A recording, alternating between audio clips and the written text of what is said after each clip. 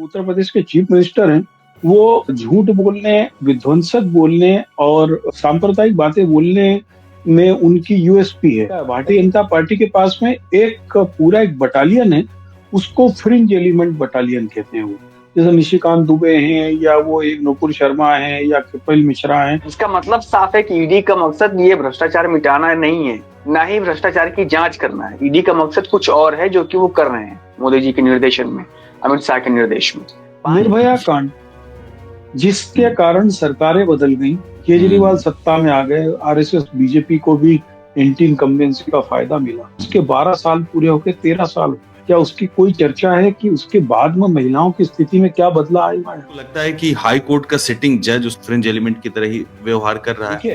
रंजन गोगोई या यादव जी इस देश के लिए खतरा नहीं है। खतरा है चंद्रचूड़ सरीके लोग जो अपना चेहरा लिबरल दिखाते हैं और उसके बाद में ऐसा करके चले जाते हैं कि इस पूरे देश को आग में झोंक के चले जाते हैं। बेसिकली इसीलिए मुख्यमंत्री को दिक्कत हुई, मुझे लगता है ऐसा, जैसे कि जस्टिस शेखर यादव इन्हीं के आदमी है, क्योंकि मंदिर बनने की शुरुआत तो गुप्त काल में ही हुई।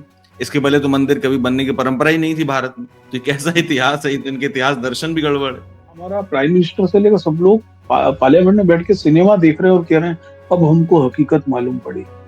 पूजा स्थल अधिनियम 1991 है, उसको लेकर कह रहे हैं कि अधिनियम ही बेकार है, ये अधिनियम ही गलत है और ये हमारे right to know the history को रोकता है। इतिहास केवल मंदिर और मस्जिदों का है क्या? वो कितना बड़ा कमल का फूल है कि जिसमें 33% लोगों का अनाज समा जा रहा है। संबल का मंदिर की जो प्रतिमा है, सबको मालूम है सीमेंट की बनी हुई प्रतिमा है, उसमें क्या कार्बन डेटिंग करा रहे हैं।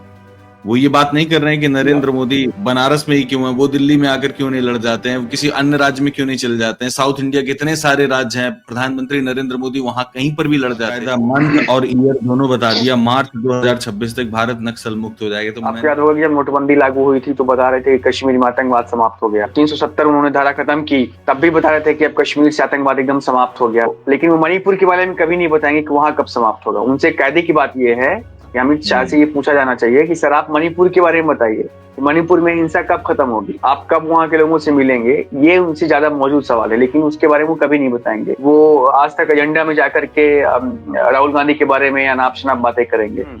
मैगिन IIM अहमदाबाद, जो कि एक्चुअली कांग्रेस के टाइम में एस्टेब्लिश किया गया था, उसको छोड़ दिया जाए। मतलब ऐसा कोई इंस्टीट्यूशन नहीं है जो इन्होंने खड़ा किया वहाँ। ये इनका कंट्रीब्यूशन है समाज में, विस्टा बनवाना है और अपना नाम लिखवाना है हर शिलालेख पर। हम भी यही उमर अब्दुल्ला साहब को बोलना चाहते हैं कि उनको ईडी का रोना बंद कर देना चाहिए, क्योंकि अब जम्मू कश्मीर क्रिकेट एसोसिएशन के स्टेडियम में जो उनके अब्बा जी को बुलाया गया था 2 बार जांच के लिए, और वो जांच पे पर्दा डाल दिया गया है और वो तब तक ही डलता रहेगा जब तक वो राहुल गांधी पे इस तरीके के अटैक करते रहेंगे। सलाम, नमस्कार, मैं हूं कुणाल पाठक और आप देख रहे हैं द लखनऊ पोस्ट आज का अखबार। आज के अखबार में मेरे साथ हैं मेरे मेहमान, नेशनल बुक ट्रस्ट के पूर्व संपादक पंकज चतुर्वेदी जी। संभवतः नेशनल हेराल्ड के वरिष्ठ पत्रकार विश्वदीपक भी थोड़ी देर बाद जुड़ जाएं। स्वागत है पंकज जी आपका। नमस्कार पंकज जी, पिछले कुछ दिनों से जस्टिस शेखर यादव की खबर बहुत चल रही है, आज भी अखबार में है। सुप्रीम कोर्ट की जो कोलेजियम है, उन्होंने जस्टिस शेखर यादव को अपना पक्ष रखने के लिए बुलाया है। जस्टिस शेखर यादव वही हैं जो विश्व हिंदू परिषद के कार्यक्रम में जाते हैं और इसके बाद बहुसंख्यक आधारित शासन व्यवस्था का समर्थन करते हैं। अब सुप्रीम कोर्ट ने उनको अपना पक्ष रखने के लिए बुलाया है, तो हो सकता है कि सुप्रीम कोर्ट उनको कोई सबक दे, या फिर हो सकता है कि सुप्रीम कोर्ट उनको संविधान की किताब भेंट करे और उन्हें बताए कि आप एक बार फिर से जरा संविधान पढ़िए, कुछ ना समझ में आए तो कम से कम प्रस्तावना ही पढ़ लीजिएगा। लेकिन ताज्जुब की बात यह है पंकज जी कि यूपी के जो मुख्यमंत्री हैं योगी आदित्यनाथ, हाँ, ये उनके तारीफ में कसीदे पढ़ रहे हैं। वो ये कह रहे हैं कि क्या किसी ने थोड़ी सी बात बहुसंख्यकों के समर्थन में कर दी तो लोगों को बहुत बुरा लग गया। कोई बहुत बड़ी चीज नहीं है। इस समय जितने भी जुडिशरी में लोग बैठे हैं उसमें से बहुत बड़ी संख्या में आरएसएस के कैडर से गए हुए हैं या जुडिशरी के बाद में वहां जाना चाहते हैं, तो इस प्रकार की बातचीत कोई बहुत बड़ा मसला नहीं है। दुर्भाग्यपूर्ण यही है कि जो विधि निर्माता हैं, देखिए अदालत का काम तो जो बना हुआ कानून है उसको सही तरीके से उसकी व्याख्या करना और उसको उसके आधार पर काम करना होता है। लेकिन जो खुद विधि निर्माता हैं, जो लोग संविधान की शपथ लेकर इस कुर्सी पे पहुंचते हैं, वो लोग जब इस प्रकार की बात करते हैं तो ये शर्मनाक और दुर्भाग्यपूर्ण है। क्योंकि क्या है कि जो उत्तर प्रदेश के चीफ मिनिस्टर हैं, वो झूठ बोलने, विध्वंसक बोलने और सांप्रदायिक बातें बोलने में उनकी यूएसपी है। एक्चुअल क्या है, भारतीय जनता पार्टी का एक तरीका है, भारतीय जनता पार्टी के पास में एक पूरा एक बटालियन है, उसको फ्रिंज एलिमेंट बटालियन कहते हैं वो। जैसे निशिकांत दुबे हैं या वो एक नुपुर शर्मा है या कपिल मिश्रा हैं, ये सब लोग फ्रिंज बटालियन है। इन लोगों का काम है कि किस तरीके से इस तरीके की बात करना जिससे कि लोगों में विद्वेष फैले।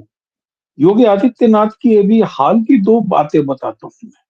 हम्म। योगी आदित्यनाथ बात कर रहे हैं कि संभल में जो तथाकथित मंदिर मिला है, उसकी कार्बन डेटिंग कराई जाए।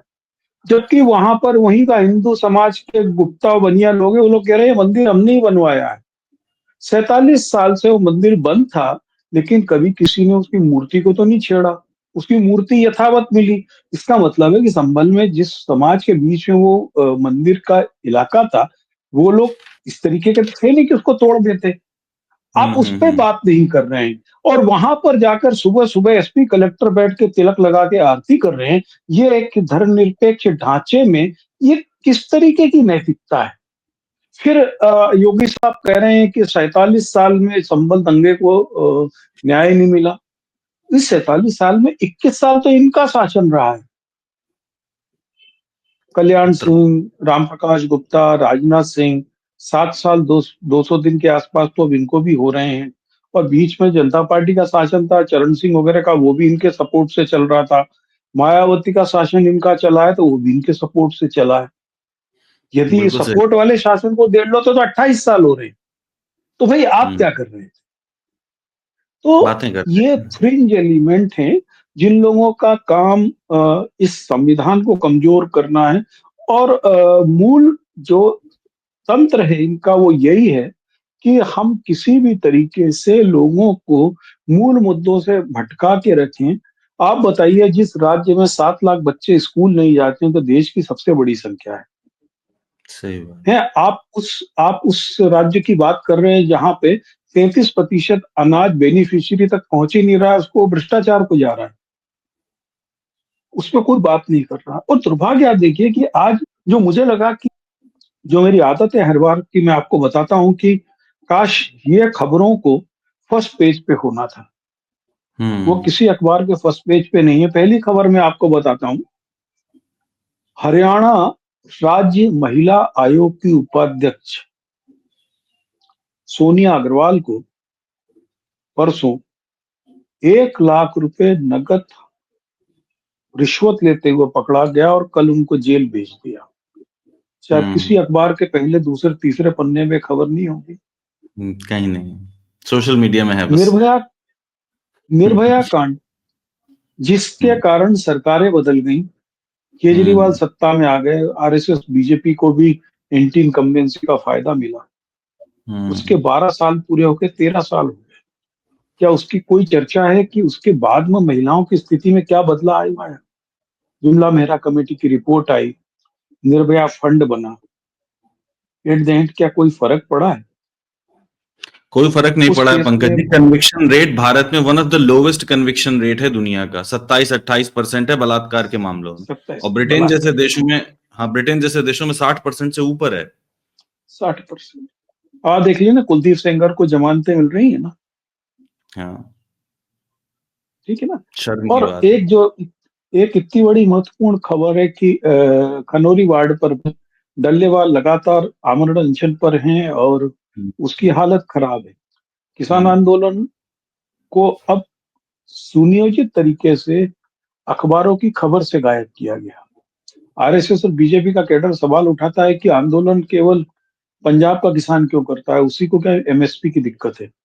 लेकिन यदि एक व्यक्ति भी इस देश में गांधीवादी तरीके से आंदोलन कर रहा है तो क्या उसकी आवाज नहीं सुनी जाना चाहिए? ये खबरें मुख्य पन्नों से बिल्कुल गायब रहती। बिल्कुल सही कह रहे हैं आप पंकज जी। ये जो आपने फ्रिंज एलिमेंट की बात कही थी, मैं ये सोचता हूँ कि फ्रिंज एलिमेंट, जैसे आपने कुछ लोगों के नाम लिए, निशिकांत दुबे हैं और स्वयं पार्टी के मुख्यमंत्री भी जो फ्रिंज एलिमेंट्स की तरह बिहेव कर रहे हैं। लेकिन आपको लगता है कि हाई कोर्ट का सिटिंग जज उसको फ्रिंज एलिमेंट की तरह बिहेव करना चाहिए? वो भी तो फ्रिंज एलिमेंट की तरह ही व्यवहार कर रहा है। आप सोच के देखिए कि हाई कोर्ट का मतलब है संवैधानिक न्यायालय। हाई कोर्ट की कही हुई बात संवैधानिक महत्व रखती है। जो वो निर्णय देते हैं वो अपने आप में संविधान बन जाता है, पूरे देश में लागू हो सकता है। और ऐसी जगह पर बैठा हुआ आदमी इस किस्म की बातें कर रहा है जो स्वभाव में नाजीवाद को समर्थन देने वाली है। तो आपको लगता है कि इतना ज्यादा देखो, सुना जाना चाहिए उनको? क्योंकि आप एक चीज बताइए, हाई कोर्ट के जज हटाए जाने का तरीका सिर्फ संसद से ही है, तो सुप्रीम कोर्ट बर्खास्त तो कर नहीं सकता उनको। महाभियोग, बिना महाभियोग महाभियोग। लाना क्यों, हम्म। उसकी भी प्रक्रिया शुरू हो गई। लेकिन आप देखिए देखिए ना कि हम तो इस देश में न्याय व्यवस्था का डिटोरिएशन इस लेवल पे देख रहे हैं कि एक व्यक्ति एक दिन पहले तक बैठ कर ममता बनर्जी सरकार के खिलाफ दगा तक डिसीजन दे रहा था, और अगले दिन वो बीजेपी में शामिल होकर सांसद बन जाता है। रंजन गोगोई का केस हमने सामने देख ही लिया है ना। हम्म। तो आई वी चंद्र, देखिए, रंजन गोगोई या यादव जी इस देश के लिए खतरा नहीं है। खतरा है चंद्रचूड़ सरी के लोग, जो अपना चेहरा हम्म। लिबरल दिखाते हैं और उसके बाद में ऐसा करके चले जाते हैं कि इस पूरे देश को आग में झोंक के चले जाते हैं, है ना। शेखर यादव तो देखिए, मान के चलिए आप, ये आने वाले 1-2 सालों में भारतीय जनता पार्टी में, देखिए, भारतीय जनता पार्टी के लिए उत्तर प्रदेश में सबसे बड़ी चुनौती यादव खड़े कर रहे हैं। अखिलेश यादव के साथ में एक बार फिर से यदि यादव एकजुट होते हैं और यादव मुस्लिम और पिछड़ा का जो गठबंधन है। समीकरण चल रहा है वो चलता है, तो पीडीए समीकरण के तहत इस बार तो 35 सीटें अगले विधानसभा चुनाव में भी उसको कैलकुलेट करेंगे तो इनकी स्थिति खराब होने वाली है। तो इनको हम्म। बहुत सारे यादव चाहिए, इनको बहुत सारे कुर्मी चाहिए, तो ये ऐसे ही तो लोग उनको लेकर आएंगे। तो देखिए, बेसिकली इनका तरीका क्या है। इसीलिए मुख्यमंत्री को दिक्कत हुई। मुझे लगता है, ऐसा लगता है जैसे कि जस्टिस शेखर यादव इन्हीं के आदमी है, ऐसा लग रहा है। भाई क्या है कि एक्चुअल क्या है कि इनका तरीका होता है कि एक व्यक्ति को पहले लोकप्रिय करना। ये जस्टिस शेखर यादव कौन थे, कोई नहीं जानता था उनको, कोई नहीं जानता था, सही बात है। है ना। वो तो शायद मेरे ख्याल से कई सालों से जस्टिस है, शायद 10 साल का है उनका, लेकिन उनको हम्म। कोई जानता ही नहीं था। अब जान गए अब लोग। उनको लोग जानने लगे, उनके बारे में चर्चा करने लगे, तो क्या होता है कि बदनाम भी हो तो क्या हुआ, नाम तो हुआ ना। सही और बात। जब ये इस तरीके का जब नाम हो जाता है, तब ये लोग उस व्यक्ति को अपने राजनीतिक इस्तेमाल के लिए प्रयोग में लाने लगते हैं। प्रज्ञा ठाकुर क्या थी?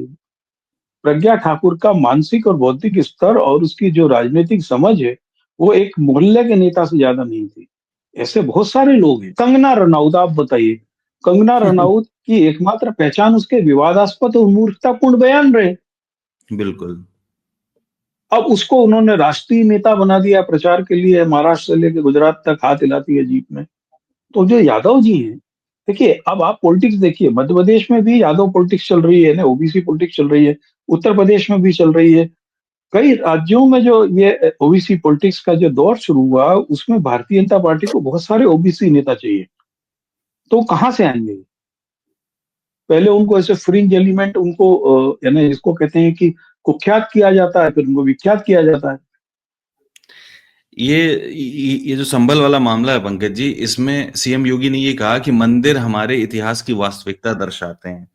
मतलब वो हम्म। मंदिरों से इतिहास समझ रहे हैं। अगर सनातन धर्म का इतिहास या हिंदू धर्म का इतिहास मंदिरों से नापा जाएगा, तब तो 5वीं शताब्दी जो ईसवी है, 5th century एडी, इसके आसपास ही इतिहास बचेगा। उसके पहले का 2000 साल पहले का इतिहास तो सारा हटाना पड़ेगा, क्योंकि मंदिर बनने की शुरुआत तो गुप्त काल में ही शुरू हुई। इसके पहले तो मंदिर कभी बनने की परंपरा ही नहीं थी भारत में। तो ये कैसा इतिहास है? तो इनके इतिहास दर्शन भी गड़बड़ है। भाई दशावतार मंदिर भाई ही तो है यदि पहला मंदिर देवगढ़ का, जो भारत का मंदिर है भाई यदि पहला। उनको जिस पीठ के वो हैं, नाथ संप्रदाय का, उसी को पढ़ लेते हो। नाथ संप्रदाय तो हाँ, पाखंडियों के खिलाफ काम करता रहा। पाखंडी, पाखंडियों के विरोध में काम करने वाला, और नाथ हम्म। संप्रदाय में बड़ी संख्या में मुस्लिम भी संत हुआ करते थे। हाँ, बिल्कुल। अब भाई देखिए ना, इस देश का प्रधानमंत्री जो इतने साल गुजरात का मुख्यमंत्री रहा, और उसको गुजरात की हकीकत समझने के लिए एक साबरमती नाम की फिल्म देखनी पड़ती हो, सही तो बात। बुद्धि और विवेक से जो परहेज है, ये उसका ही साक्षी है। और दुर्भाग्य है कि हमारा जो अखबारात हैं, उनकी हम्म। जिम्मेवारी उनको बताते हैं कि भाई, यदि आपको साबरमती एक्सप्रेस का या गुजरात दंगों का दूसरा पक्ष देखना है तो कुछ नहीं, राणा योग की किताब गुजरात फाइल पढ़ लेते, या परजनिया सरी की पिक्चर भी पहले आई है। यदि इतिहास और किताबें जो हैं, यदि किताबें और फिल्में यदि तथ्यों को इस तरीके से प्रस्तुत करने लगेंगी, तो फिर आपको तो उनको, देश का दुर्भाग्य है कि हमारा प्राइम मिनिस्टर से लेकर सब लोग पार्लियामेंट में बैठ के सिनेमा देख रहे हैं और कह रहे हैं अब हमको हकीकत मालूम पड़ी। तो इन्हें आपकी रॉ, आईबी, जुडिशरी, पुलिस, आपके कार्यकर्ता, वो सब बकवास थे। बाबू बजरंगी जो कह रहा था वो बकवास था, है ना? सही बात है, ऑनलाइन तो वीडियो पड़े हुए हैं इन लोगों के साफ साफ, लेकिन कोई सुनना चाहता हो तब ना। और दूसरी तरफ वही आप ये चीज है देखिए, कि दैनिक जागरण में अगर आपने लेख देखा हो, इनका हृदय नारायण दीक्षित का लेख है आज एक, बड़ी आज अजीब देखा बात है कह मैंने रहा वो। था। हाँ, जो पूजा स्थल अधिनियम 1991 है उसको लेकर हम्म, कह रहे हैं कि ये हम्म, अधिनियम ही बेकार है, ये अधिनियम ही गलत हम्म, है, और ये हमारे हम्म, right to know the history को रोकता है। मतलब right to know the history, मतलब इस कह रहे हैं कि ये अधिनियम अगर प्लेस में रहेगा तो फिर अरे भाई अब इतिहास जानिए ना। लेकिन ये इन्हें लग रहा है कि इस अधिनियम के माध्यम से हमें कहाँ कहाँ मंदिरें हैं, कहाँ कहाँ मंदिर रहे, कहाँ कहाँ मस्जिदें थी, इसका इतिहास जानने से रोका जा रहा है। मुझे नहीं पता है कि एक इतिहास केवल मंदिर और मस्जिदों का है क्या। इतिहास तो जो है, इतिहास हम क्यों जानना चाहते हैं, जिससे उससे मिली सीखों से हम भविष्य का कुछ निर्माण कर सकें। यदि हम इतिहास से यही नहीं सीख रहे हैं, मान लिया कि मंदिरों को तोड़ के मस्जिदें बनाई गई, यदि यही हम्म इतिहास है, तो हम ये तो मान लें कि जो लोगों ने मंदिरों को तोड़ के मस्जिदें बनाई उनके शासन नेस्तनाबूद हो जाते हैं, और यदि आप मस्जिदों को तोड़ के मंदिर बनाएंगे तो आपका भी वही हश्र होगा। बिल्कुल सही बात है। आप पाकिस्तान की दुर्गति का कारण आप जानते ही क्या है? पाकिस्तान ने अपने जो धार्मिक स्थल थे, अल्पसंख्यकों के जो छोड़ के चले गए थे, उनको इज्जत नहीं बख्शी, और उसी का पाप, उसी का कोप पाकिस्तान पे है।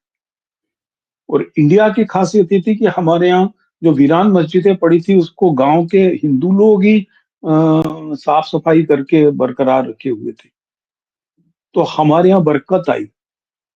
हम्म यदि आप धर्म को मानते हो और आप आस्था को मानते हो तो मान के चलना चाहिए आपको कि आप किसी भी पूजा स्थल को, पूजा पद्धति को यदि सम्मान देते हैं तो आप पे कायनात बरकत देती है। पाकिस्तान का हश्र आप सभी देखिए ना, देख। जिन जिन देशों ने ये किया, जिन जिन देशों में ये हुआ, अफगानिस्तान देख लीजिए बगल में।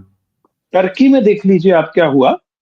एक अपने हम्म आप में संपन्न ऐसा देश था जो आधा यूरोप और आधा अरब कंट्रीज में जाता था, उसको सब एडवांस कहा जाता था, उन लोगों ने भी चर्चेस को मस्जिदों में बदला, उसके बाद में उनकी दुर्गति शुरू हो गई। हम्म यदि टूरिज्म माइनस कर दिया जाए तो तुर्की की क्या हालत होगी। कुछ नहीं, बहुत बुरी हालत है तुर्की की। तो और मैं आपको यही बता रहा हूँ कि ये इसको, जिसको नेचुरल जस्टिस कहते हैं, कि हम नीचे आकर हिंदू मुसलमान मंदिर मस्जिद गुरुद्वारे में भेद करें, लेकिन ऊपर वाले ने तो किसी भी ठप्पा लगा के भेजा नहीं था। तो इसका मतलब यही है लोग कि तो इन लोगों सब का यही जो है। इनका जो इतिहास दर्शन है वो सिर्फ कहाँ मंदिर है, कहाँ मस्जिद है, किस मंदिर के नीचे मस्जिद थी, किस मंदिर के नीचे मतलब बौद्ध स्तूप थे, बस सिर्फ यही पता करना है, इसके अलावा और कुछ नहीं। नहीं, और पंकज हमको जी। वर्तमान पता नहीं करना है। जिस हाँ नहीं। वर्तमान में ये लिखा हुआ कि मेरा 33% अनाज गरीबों तक पहुंच ही नहीं रहा है, हम्म वो कौन खा रहा है? वो कितना बड़ा कमल का फूल है कि जिसमें 33% लोगों का अनाज समा जा रहा है। उस पर बात नहीं करेंगे हम, हाइपोथेटिकली बात करेंगे। संबल का मंदिर की जो प्रतिमा है, सबको मालूम है सीमेंट की बनी हुई प्रतिमा है, उसमें क्या उसकी कार्बन कार्बन डेट, डेटिंग करा रहे हैं। कुछ भी। आर्कोलॉजिकल को भी का भी कोई सम्मान नहीं रह गया है, अब लगता है कि वो भी सब प्री ऑक्यूपाइड माइंड से सोच के सब कर रहे हैं। हाँ, संस्थाएं तो उन्होंने निपटा ही, हर संस्थाएं जगह पूरी। उनका एक तरीका, मियाँ एक ऐसे मियाँ को बिठा देते हैं जो थोड़ा हम्म सा महत्वाकांक्षी होता है पोस्ट के, तो वो उछल कूद करता रहता है। इसी तरीके की आर्कोलॉजिकल में भी एक मियाँ जी हैं, मोहम्मद साहब, उनके नाम पर सब कुछ होता रहता है। पंकज जी, जनसत्ता में एक वो छपा हुआ है इंटरव्यू मध्य प्रदेश के सीएम मोहन यादव का। सीएम का। हाँ, हाँ हाँ, देखा मैंने। वो पूछ रहे हैं कि गांधी परिवार जो है वो दिल्ली से चुनाव क्यों नहीं लड़ता है। वो कह रहे हैं कि पहले तो राहुल गांधी 2 जगह से चुनाव लड़ते हैं, फिर एक जगह से छोड़ करके अपनी बहन को दे देते हैं। इसका मतलब, हम्म, और फिर इसके बाद कहते हैं कि वो लोकतंत्र की सेवा कर रहे हैं, जबकि वो असल में तो अपने परिवार की सेवा कर रहे हैं। वो दिल्ली से आकर चुनाव क्यों नहीं लड़ते। वो ये बात नहीं कर रहे हैं कि या नरेंद्र मोदी बनारस में ही क्यों है, वो दिल्ली में आकर क्यों नहीं लड़ जाते हैं, वो किसी अन्य राज्य में क्यों नहीं चले जाते हैं। साउथ इंडिया के इतने सारे राज्य हैं, प्रधानमंत्री नरेंद्र मोदी वहां कहीं पर भी लड़ जाते, लेकिन ये बात नहीं है। हम्म, नहीं, अटल बिहारी वाजपेयी क्या 2 जगह चुनाव नहीं लड़े थे क्या? आडवाणी जी 2 जगह से चुनाव लड़े, बहुत सारे लोग लड़े। आडवाणी से 2 जगह से। और खुद मैं नरेंद्र मोदी भाई पहली आप, बार 2014 में, नरेंद्र मोदी जब 2014 वो में पहली बार आए थे तो स्वयं वो भी 2 बार चुनाव लड़े, चुनाव 2 जगह चुनाव लड़े। लड़े थे। देखो मोहन यादव जी को अभी कोई सीरियस लेता नहीं है, मध्य प्रदेश में कोई सीरियस नहीं लेता उनको, अच्छा, है ना। मुख्यमंत्री हाँ, होने के बावजूद। उनको कोई सीरियस नहीं लेता है। वो हम्म वो भी अपने आप को एक फ्रिंज एलिमेंट के रूप में स्थापित करने के लिए काफी कोशिश कर रहे हैं। हम्म उनका मूल चरित्र वही है। हर कोई असम का सीएम बनना चाहता है बेसिकली। हर कोई असम का सीएम बनना एक खबर और है, ये पंकज जी बहुत फनी सी है, मतलब मैं क्या बताऊं इसमें इसमें ये है कि अमित शाह जी जो है वो छत्तीसगढ़ गए हुए थे किसी कार्यक्रम में। चाहिए। जी हाँ। वहां हम्म, वहां उन्होंने कहा कि मार्च 2026 तक भारत नक्सल मुक्त हो जाएगा। तो मैं ये सोच रहा था नक्सल कि मुक्त। जब इन्होंने महीना और वर्ष बता दिया था तो कोई तारीख भी बता देते कि किस तारीख को, 26 मार्च को या 23 मार्च को, किस मार्च को होगा, तो और भी बढ़िया रहता। मतलब क्या है ये, फिलहाल कुछ भी तो अभी बोल। क्या हुआ है कि वहां पर पिछले 8 महीने में बहुत अधिक एनकाउंटर्स हुए, बहुत सारे लोग मारे गए। और हम्म जैसा होता है कि हर बार कहा जाता है कि कुछ ग्रामीण भी मारे जा रहे हैं, लेकिन जब वो ये हरकत कर रहे हैं तभी परसों तक उसी बस्तर पे नक्सलियों ने 2 भारतीय जनता पार्टी के नेताओं की बाकायदा गर्दन काट के हत्या की है।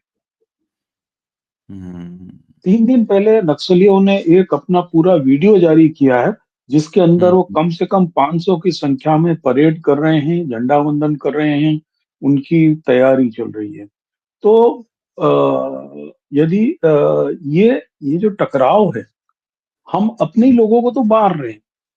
हम्म जब छत्तीसगढ़ में सरकार आई थी तब वहां के उप मुख्यमंत्री विजय शर्मा ने इच्छा जाहिर की थी कि अ, नक्सलियों को बातचीत करने को आना चाहिए। नक्सलियों ने उसका जवाब भी दिया था कि आप ये जो ऑपरेशन हंट के नाम पे गांव-गांव में लोगों को मारना, वो कैंप हम्म स्थापित करना, इसको रोक दो, हम लोग बातचीत की तैयारी करते हैं। ठीक है। लेकिन हम्म सरकार की ओर से ऐसा किया नहीं गया। सरकार ने बड़े स्तर पर लोगों को मारा।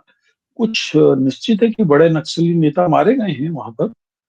लेकिन हम्म ऐसा कहा जाता है कि कुछ तो ऐसे हैं जो 60 साल की पार उम्र कर चुके थे और वो अब इन्हें अपने हार्बनाइजेशन पीरियड में थे, और उन सब लोगों हम्म को घर से उठा उठा के भी मार दिया। लेकिन बड़ी संख्या में वहां पे ग्रामीण भी मारे गए, ये एक चर्चा में है।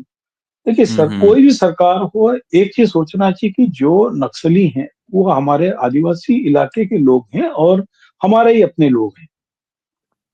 जब आप विदेश में बैठे हुए नगा विद्रोही, मिजो विद्रोहियों से प्राइम मिनिस्टर हाउस में बातचीत कर सकते हो, जो पृथक राष्ट्र चाहते हैं, वो हम्म सेपरेटिस्ट। नक्सलाइट ने सेपरेटिज्म की बात नहीं की है, लेकिन नक्सलाइट्स ने जिन लोगों को मारा है, जो जैसे हमारे जवान हैं, जो वो फौज के लोग, जो अर्धसैनिक बल के लोग हैं, जाहिर है वो सब भी उसी गरीब गुरबा किसान मजदूर परिवारों से आते हैं। उनकी हत्या का पाप उनके सिर पर जरूर है, लेकिन वो सेपरेटिस्ट तो नहीं है। तो क्या सरकार के पास तो इतना तंत्र भी नहीं है कि आज उनको बातचीत करके उनके मुद्दों को लेकर उनको समाप्त किया जाए, उस एनर्जी को इस्तेमाल किया जाए। विश्व दीपक, हम लोग इस पर बात कर रहे थे कि अमित शाह जी बस्तर गए थे अभी, शायद कल ही की बात है, और वहां वो बोल रहे थे, उन्होंने कल ही। बाकायदा मंथ और ईयर दोनों बता दिया, मार्च 2026 तक भारत नक्सल मुक्त हो जाएगा। तो मैंने पंकज जी से कहा कि वो तारीख भी बता देते, 21 मार्च को या 22 मार्च को, तो और बेहतर होता। तो ये कुछ भी बोलते हैं गृह मंत्री, जबकि हालत वहां खराब है। पिछले पंकज जी बता रहे हैं पिछले 8-9 महीनों में वहां स्थिति बद से बदतर हुई है। बिल्कुल।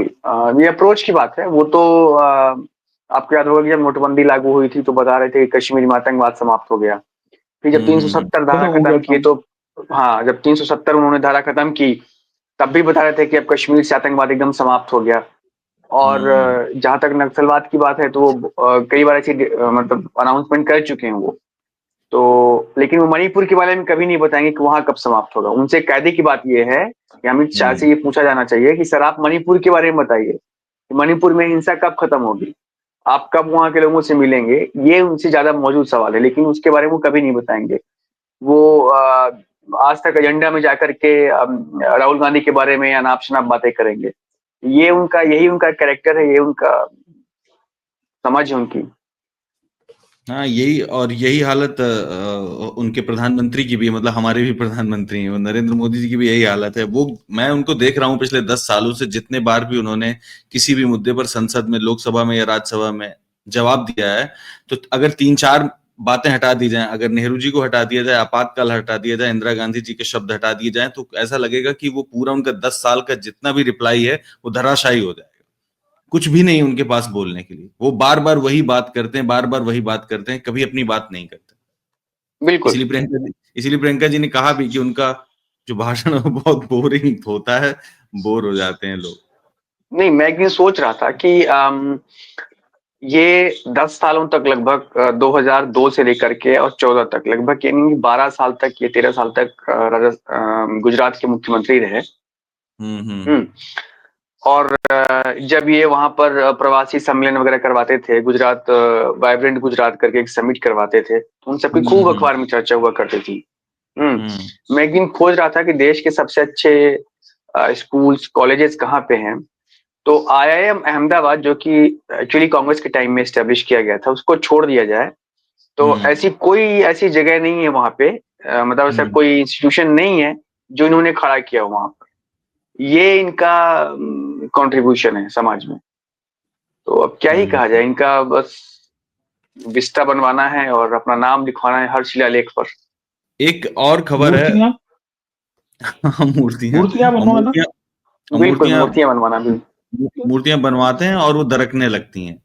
दरकने जितने लगती लोग है। जा रहे दरकने हैं लगती वहां पर देखने के लिए स्टैच्यू ऑफ यूनिटी, कह रहे हैं कि उसकी हालत बहुत खराब है, उसके आसपास की जगह की स्थिति बहुत ज्यादा खराब हो चुकी है, ना प्रॉपर रख रखाव है, ना मूर्ति की स्थिति ठीक है। पंकज जी, इसमें जम्मू कश्मीर के जो सीएम है उमर अब्दुल्ला, उन्होंने आज कहा है, मतलब कल कहा है उन्होंने, कि ईवीएम का रोना है। जी हाँ, अब कांग्रेस को बंद कर देना चाहिए, बंद कर देंगे। और जब वो जीत जाते हैं तब कुछ भी नहीं कहना होता है। और उन्होंने कहा कि इसी ईवीएम के भरोसे आप 100 से अधिक सांसद लेकर के संसद में पहुंचे हैं, लोकसभा में पहुंचे हैं, और अब आप फिर बार बार ईवीएम कर रहे हैं। आप चुपचाप निर्णय स्वीकार करिए जनता का और इसके बाद आगे बढ़िए।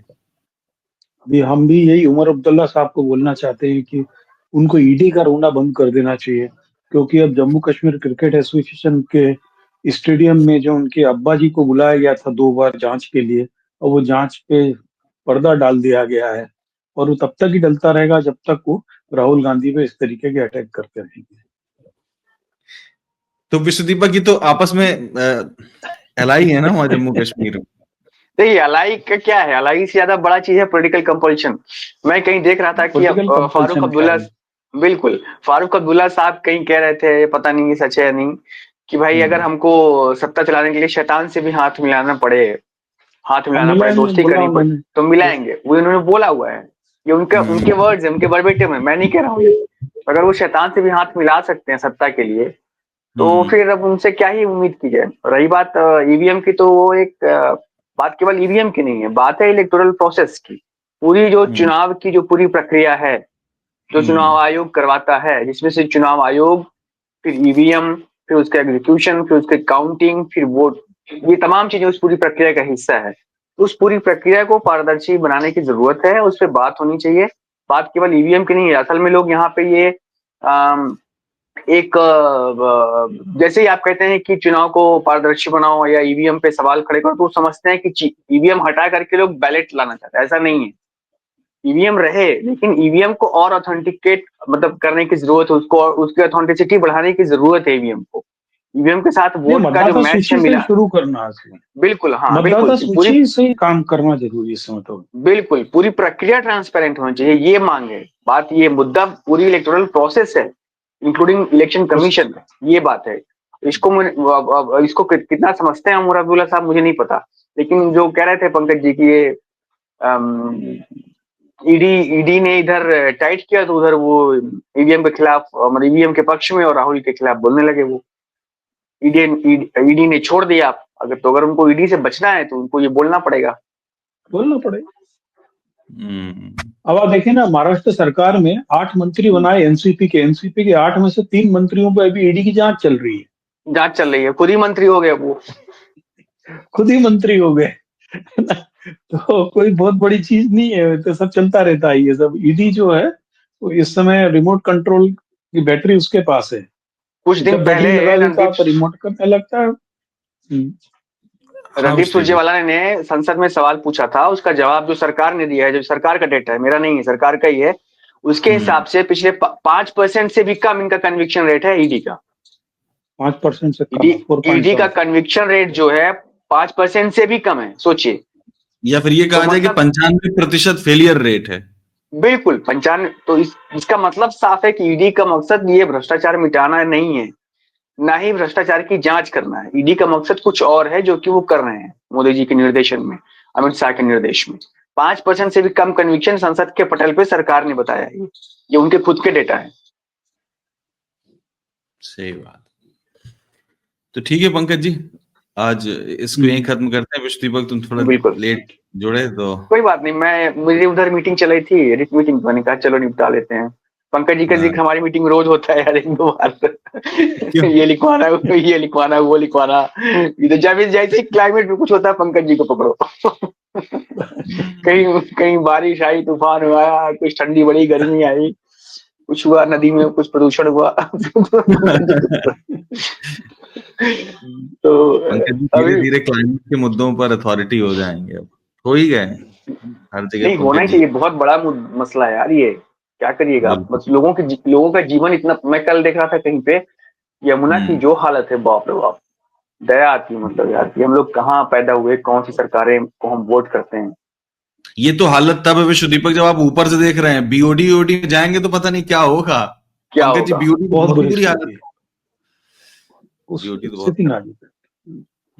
चलो ठीक है।